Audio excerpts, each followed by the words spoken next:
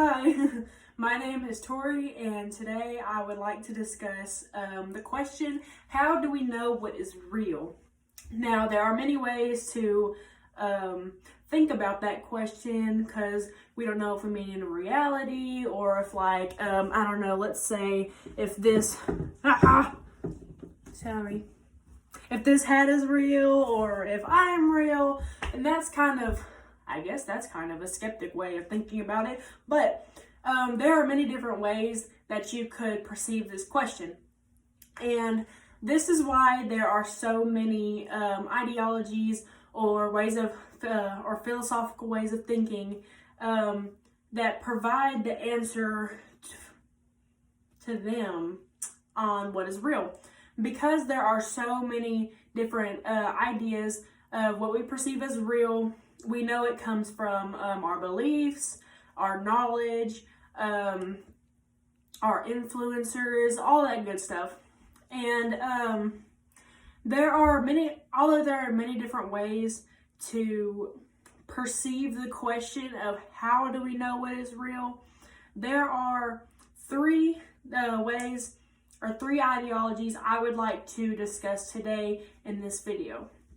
So, the first one I'm going to discuss is skepticism. And skepticism is defined as doubt in what we know is true. So, that being said, skepticism is exactly the way it sounds. It's skeptical. So it's like, how do we know what is true? How do we know it's not true? How do we know if the world is real? How do we know if I'm not in some kind of video game or dream or something like that? And this was ultimately created by Rene Descartes. Rene Descartes had all of these ideas, all of these beliefs, and one day he just decided, how do I know this is true? How do I know? How do I know that there isn't some evil man that is making my sense of reality hazy or making it a false reality? And so he decided to essentially throw away all of his beliefs until he could decide what was actually true. And so from this, Descartes questioned everything. He was like, what if this is real? Or what if that's real? Or what if this is false? Or what if this is fake? And what if I'm fake? And he just had no idea what to believe. And after learning about skepticism, that made me question, well, how do I know what is true? How do we know if this door right next to me isn't a dream? Or how do I know I'm not making this video right now and I'm actually just in a false reality? That's Descartes' idea. And that is the idea of skepticism. And so essentially, Descartes finally decided that he himself is a thinking being. He was creating all of his thoughts.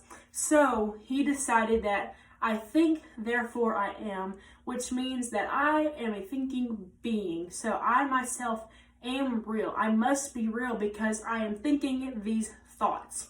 So that was the first belief that came back to Descartes, is that he is a thinking being, and he could not deny that. So after this, he decided that God was real. He came back to the belief of God.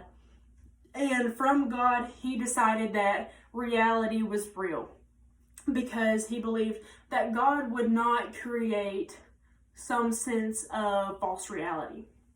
And so therefore he believed that if we could see it, we could smell it, we could touch it, we could taste it, we could hear it, then it must be real.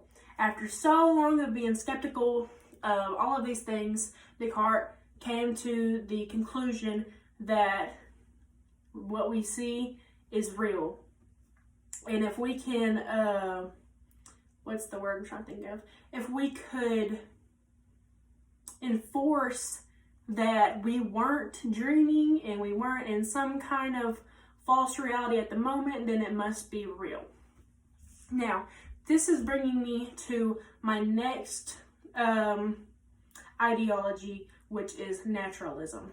Now, naturalists also are exactly as they sound. So they believe in the five senses as well. If you can hear it, smell it, taste it, touch it, all that good stuff, see it, then it must be real, because they believe in the real world. They believe in the physical world. They believe in scientific evidence, hard facts, and they do not believe in spirits or God or anything like that, because they believe that we are in the physical world and that the physical world is true. Now, and if you believe that you're not in the physical world, then you are not true, because naturalists believe that everything comes from nature. Everything comes from the reality that we perceive. And so therefore, they don't believe in spirits. They don't believe in entities, and they perceive everything as metaphysical. So I guess that's not correct, but they believe that if it comes from a physical being or a physical thing that comes from the world, then it must be true. If it is created in the physical world, then it must be true, because they believe in nature. And we come from nature, plants come from nature, wood comes from nature, or trees. And then everything comes from nature. So they believe in man and the world and in the physical world. And this kind of correlates to my next ideology, which is deism. Now, deism can be confused with certain things such as like Christianity or theism and a few other theologies. And deism essentially is the belief that there is a creator of the world, but that he does not interfere with physical attributes.